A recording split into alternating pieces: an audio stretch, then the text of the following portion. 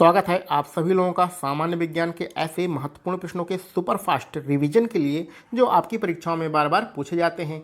पिछले लेक्चर में हम लोगों ने अपने प्रश्नों को जहां पर छोड़ा था, चलिए आज उसी के आगे स्टार्ट करते हैं और देखते हैं आज का अपना पहला प्रश्न। हमारा पहला प्रश्न है, पानी से भरे गड्ढे में मिट्टी के तेल का छिड़काव करने पर जो मच्छर होते हैं गड्ढे में वो सारे मर जाते हैं। ऐसा क्यों होता है? ऐसा इसलिए होता है क्योंकि पानी का जो पृष्ठ तनाव होता है वो कम हो जाता है। अब इसको डिटेल में आप समझ सकते हैं। चलिए इसको थोड़ा सा समझ लेते हैं। आप इसको प्रैक्टिकल को घर में भी कर सकते हैं। आप बाल्टी में पानी भरिए और उसको 3-4-5 दिन के लिए छोड़ दीजिए।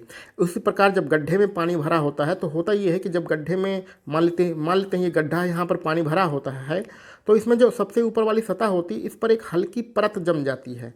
इसी परत को हम लोग पृष्ठ तनाव कहते हैं। जो मच्छर के लार्वा होते हैं वो सारे इसी परत के ऊपर जमा रहते हैं। ठीक है, पानी की परत बहुत ही ज़्यादा हल्की होती है और मच्छर के लार्वा जो बहुत हल्के होते हैं इसी पानी की परत की सतह पर ही जमा रहते हैं। अब अगर इसमें हम लोग मिट्टी का तेल डालते हैं तो ये क्या होता है, इसका पानी का जो पृष्ठ तनाव होता है वो कम हो जाता है और ये जो परत होती है ये टूट जाती है। जब परत टूट जाती है तो ये इसके ऊपर के जो अंडे हैं, मच्छर के लार्वा हैं, वो सारे पानी में चले जाते हैं और पानी में जैसे जाते हैं तो वो मर जाएंगे। तो इस प्रकार मिट्टी का तेल डालने से पानी का पृष्ठ तनाव कम हो जाता है और मच्छर और उनके सारे लार्वा पानी के अंदर डूबकर मर जाते हैं।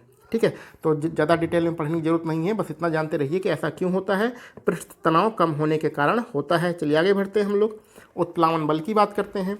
जब कोई वस्तु द्रव में अंशतः या पूर्णतः, अंशतः यानी थोड़ी बहुत या पूर्ण रूप से डुबोई जाती है तो उसके भार में कमी प्रतीत होती है। ऐसा क्यों होता है? ऐसा उत्प्लावन बल के कारण होता है। तो ये सारी चीज़ें तो हम लोग कक्षा 6 में भी पढ़ चुके हैं कि जब कोई वस्तु पानी में डुबोई जाती है तो उसके भार में कमी होती है। इसका क्या कारण है? इसका कारण है उत्प्लावन बल। अब आपसे ये भी पूछा जा रहा है कि उत्प्लावकता का सिद्धांत यानी उत्प्लावन बल का जो सिद्धांत है वो किसने दिया था? तो चाहे उत्प्लावकता कहें या उत्प्लावन बल कहें, ये जो दोनों सिद्धांत हैं ये आर्किमिडीज ने ही दिया था। तो उत्प्लावकता का जो सिद्धांत है वो किसने दिया? आर्किमिडीज ने दिया था। वो सिद्धांत क्या है ये हम ऊपर अभी पढ़ चुके हैं। चलिए आगे बढ़ते हैं। एक आपको परिभाषा दी गई है, इस परिभाषा को पढ़ के आपको बताना है ये किस चीज़ की परिभाषा है। किसी पदार्थ की 1 ग्राम संहति का द्रव्यमान लेकर इसका ताप 1 डिग्री सेंटीग्रेड बढ़ाने के लिए आवश्यक पदार्थ को दी गई ऊष्मा क्या कहलाती है? तो दी गई ऊष्मा कहलाती है विशिष्ट ऊष्मा। यानी कहने का मतलब है यदि किसी पदार्थ के 1 ग्राम द्रव्यमान का ताप 1 डिग्री सेंटीग्रेड बढ़ाना है तो उस पदार्थ को जितनी ऊष्मा दी जाती है वही हमारी विशिष्ट ऊष्मा कहलाती है। तो ये विशिष्ट ऊष्मा की परिभाषा लिखी गई है। अब कुछ 2-3 आपके पास डाटा दिए गए हैं और ये डाटा आपको रटे होना चाहिए। जैसे पृथ्वी के लिए पलायन वेग कितना है? पलायन वेग का मतलब है कि अगर हम किसी वस्तु को पृथ्वी से कितने स्पीड में भेजें कि वो पृथ्वी के गुरुत्वाकर्षण शक्ति के बाहर निकल जाए यानी अंतरिक्ष में चला जाए। तो इस प्रकार पृथ्वी का जो पलायन वेग होता है वो 11.2 किलोमीटर प्रति सेकेंड होता है। पृथ्वी का पलायन वेग 11.2 किलोमीटर प्रति सेकेंड। सूर्य का जो पलायन वेग होता है वो कितना होता है? 42.1 किलोमीटर प्रति सेकेंड। और जो चंद्रमा का पलायन वेग होता है वो कितना होता है? वो होता है 2.38 किलोमीटर प्रति सेकेंड। तो यहाँ सूर्य का तो ज़्यादा इंपॉर्टेंट नहीं है, लेकिन पृथ्वी और चंद्रमा का आपको रटा होना चाहिए। पृथ्वी का 11.2 किलोमीटर प्रति सेकेंड और चंद्रमा का 2.38 किलोमीटर प्रति सेकेंड, ये आपको रटे होने चाहिए। आगे बढ़ते हैं। ऑप्टिकल फाइबर्स का आविष्कार किसने किया था? तो ऑप्टिकल फाइबर्स जो आप इंटरनेट से ये वीडियो देख रहे हैं या हम भी इंटरनेट की मदद से ही वीडियो बना रहे हैं, तो ये सारी चीज़ें किसके कारण संभव हैं? ऑप्टिकल फाइबर के कारण ही संभव है। जो इंटरनेट चलता है वो ऑप्टिकल फाइबर पर ही चलता है। तो इसका आविष्कार किसने किया था? आविष्कार किया था नरेंद्र सिंह कपनी। तो नरेंद्र सिंह कपनी ने इस ऑप्टिकल फाइबर का आविष्कार किया था। ठीक है, चलिए आपने मूवी में पनडुब्बियाँ तो बहुत देखी होंगी और वहाँ पर ये देखा होगा कि पनडुब्बी के अंदर ही बैठे बैठे लोग बाहर देख लेते हैं। तो वो किस यंत्र से देखते हैं? वो पेरीस्कोप से देखते हैं।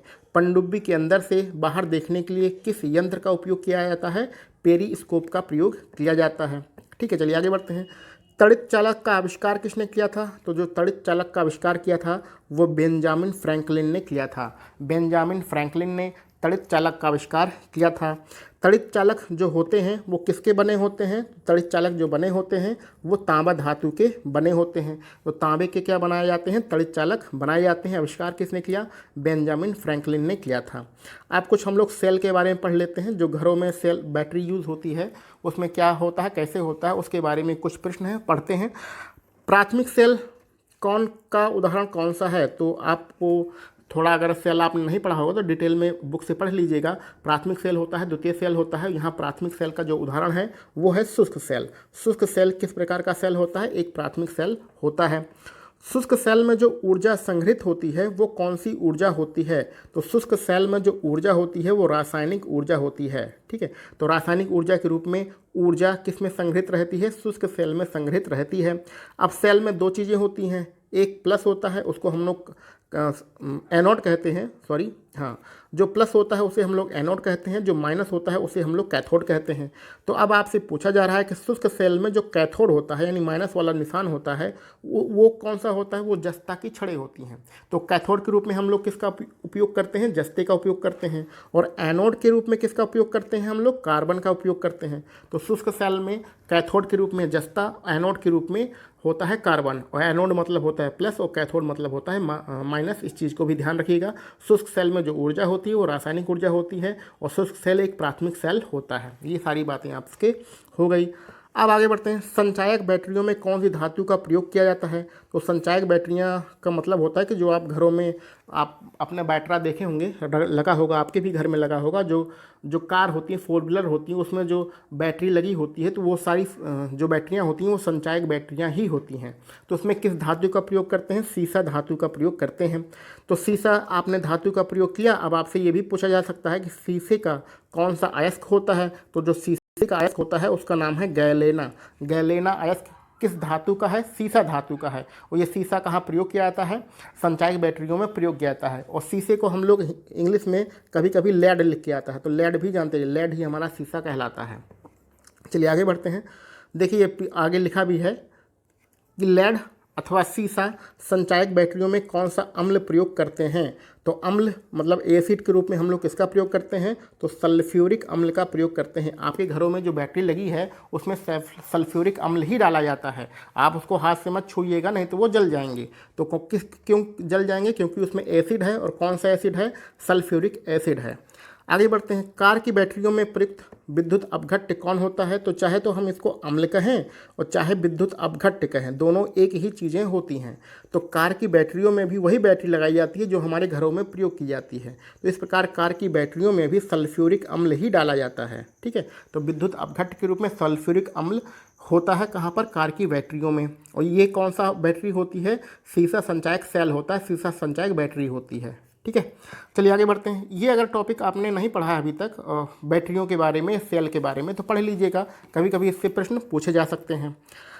प्राकृतिक चुंबक की बात करते हैं कि प्राकृतिक चुंबक कौन होता है? तो जो लोहे के ऑक्साइड होते हैं वो हमारे प्राकृतिक चुंबक होते हैं। लोहे के ऑक्साइड क्या होते हैं? प्राकृतिक चुंबक होते हैं। आगे बढ़ते हैं। स्वतंत्रता पूर्वक चुंबक को लटकाने पर वो किस दिशा की ओर इशारा करता है? तो स्वतंत्रता पूर्वक अगर चुंबक को लटका दिया जाए, ये उत्तर दक्षिण की ओर ही हमेशा रहता है, लटकता है। यानी कि अगर ये हमारा कोई चुंबक है, इसको हम लटका दें यहाँ बीच से डोरी बांध कर, तो इसकी एक दिशा उत्तर की ओर होगी और दूसरी दिशा दक्षिण की ओर होगी। ठीक है, ये इसके कहने का मतलब है। आगे बढ़ते हैं। स्थायी और अस्थायी चुंबक की बात करते हैं। तो अस्थायी चुंबक किसके बनाए जाते हैं? अस्थायी चुंबक जो बनाए जाते हैं वो नरम लोहे के बनाए जाते हैं। स्थायी चुंबक किसके बनाए जाते हैं? स्थायी चुंबक इस्पात के बनाए जाते हैं। ठीक है, आगे बढ़ते हैं। चुंबक के समान ध्रुवों में क्या होता है? समान ध्रुवों का मतलब होता है कि जैसे दो आप चुंबक लें, एक में एक प्लस हो और दूसरे में प्लस हो, इन दोनों को पास पास लाने की कोशिश करें। एक तरफ माइनस हो अथवा दूसरी तरफ भी माइनस हो, इन दोनों को पास पास लाने की कोशिश करें, तो ये कभी आपस में मिलते नहीं हैं, ये दूर चले जाते हैं। तो समान ध्रुवों यानी एक तरफ प्लस दूसरी तरफ भी प्लस हो, इस कंडीशन में विकर्षण होता है। और जब विपरीत ध्रुव हो, विपरीत ध्रुव का मतलब होता है एक तरफ प्लस हो और दूसरी तरफ माइनस हो, तो इनके बीच में क्या होता है? आकर्षण होता है, दोनों आपस में जाके चिपक जाते हैं। तो आकर्षण कब होता है? जब दोनों ध्रुव असमान हो या विपरीत हों। तो असमान ध्रुवों या विपरीत ध्रुवों के बीच में क्या होता है? आकर्षण होता है। और समान ध्रुवों के बीच में क्या होता है? विकर्षण होता है। ये दोनों आपस में दूर दूर जाने की कोशिश करते हैं।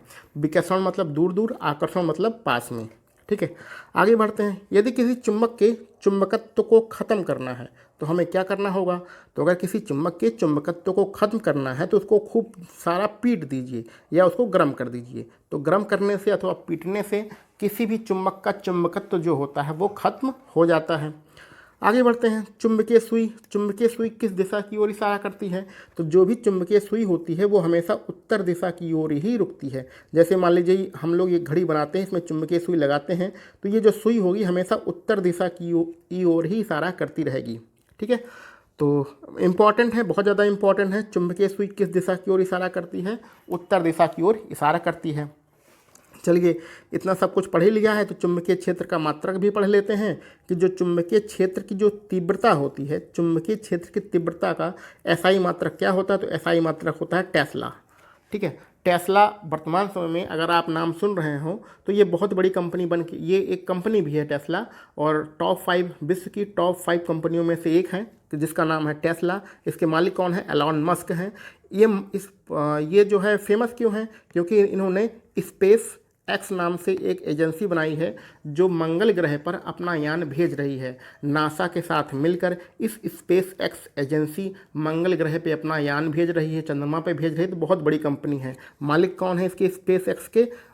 इनका नाम है एलॉन मस्क, जो कि टॉप 5 अमीर लोगों में, विश्व के अमीर लोगों में से एक हैं। उन्होंने ही एक कंपनी बनाई है जिसका नाम है टेस्ला, और टेस्ला चुंबकीय क्षेत्र की तीव्रता भी होती है। तो चलो, ये थोड़ा सा इधर उधर की बातें हो गई, आगे बढ़ते हैं।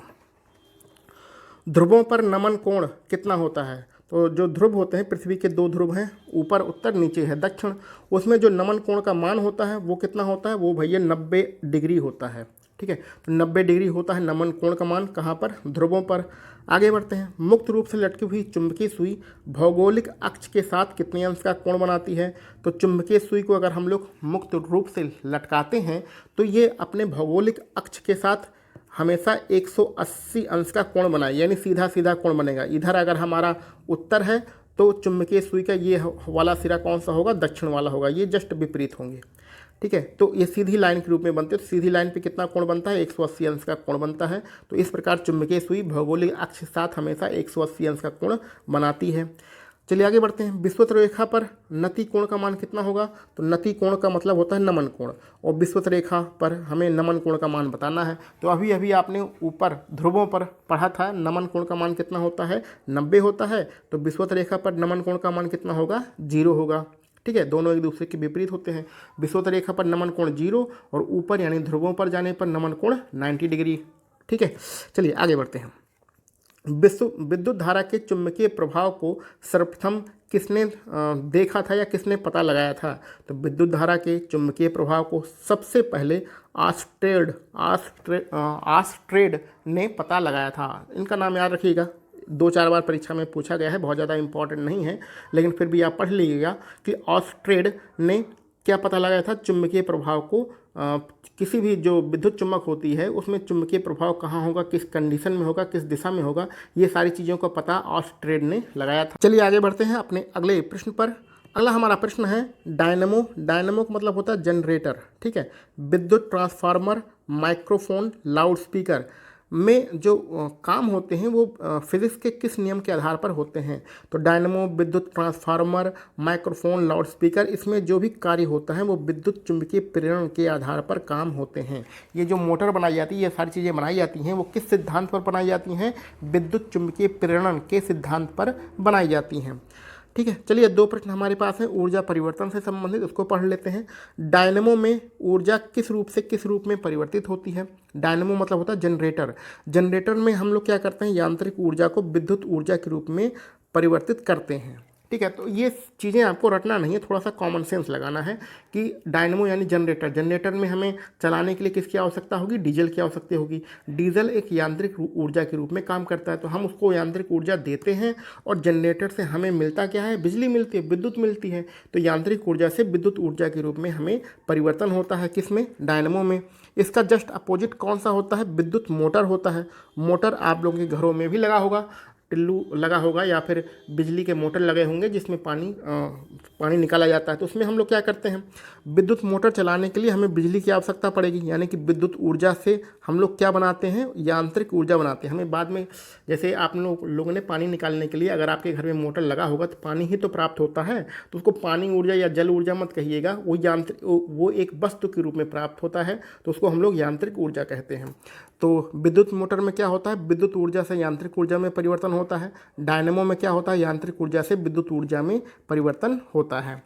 तो आज के लिए हम लोग बस इतने ही प्रश्न रखते हैं। इसके आगे के प्रश्नों को अपने अगले लेक्चर में सॉल्व करेंगे। आप सभी लोगों को वीडियो देखने के लिए बहुत बहुत धन्यवाद।